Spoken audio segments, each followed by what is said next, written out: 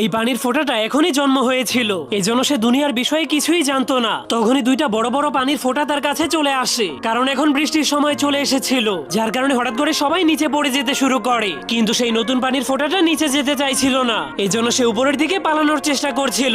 কিন্তু তখনই হঠাৎ করে তার উপরে বিজলি পড়ার কারণে সে জীবনের প্রথমবার পৃথিবীর মাটিতে পড়ে যেতে শুরু করে। কিন্তু সে মাটিতে পড়ার আগে একটা উড়ন্ত মাছের সাথে আটকে যায়, এরপর ঘরের চালের উপর থেকে একটা ছাতার উপরে গিয়ে পড়ে যায়, আর বাতাসের মাধ্যমে একটা গাড়ির কাজের সাথে গিয়ে আটকে যায়। সেই গাড়ির মধ্যেই একটা ছোট্ট বাচ্চা খেলা করছিল। তখন সেই পানির ফোঁটাটা জীবনের প্রথমবার কোনো মানুষকে দেখেছিল, কিন্তু তখনই সে স্লিপ কেটে নিচে পড়ে যেতে শুরু করে। কিন্তু সেই পানির ফোঁটাটা অনেক কষ্ট করে নিজেকে থামিয়ে দিয়ে আবারও উপরে যেতে শুরু করে দেয়। তখন পানির ফোঁটাকে উপরের দিকে যেতে দেখে সেই গাড়ির মধ্যে বসে থাকা ছোট্ট মেয়েটা অনেক অবাক হয়ে যায়। এই জন্য সে তাকে ছোঁয়ার জন্য যখনই সামনের দিকে হাত বাড়িয়ে দেয়, তখনই সেখানে অনেক রোদ চলে আসে, যার কারণে সে বাষ্প হয়ে আবারও আকাশে চলে যায়। এরপর আবারও বৃষ্টির ফোঁটা হয়ে পৃথিবীতে গিয়ে দুনিয়াটাকে দেখার জন্য প্রস্তুত হয়ে যায়। তখনই সেখানে তার বন্ধুরা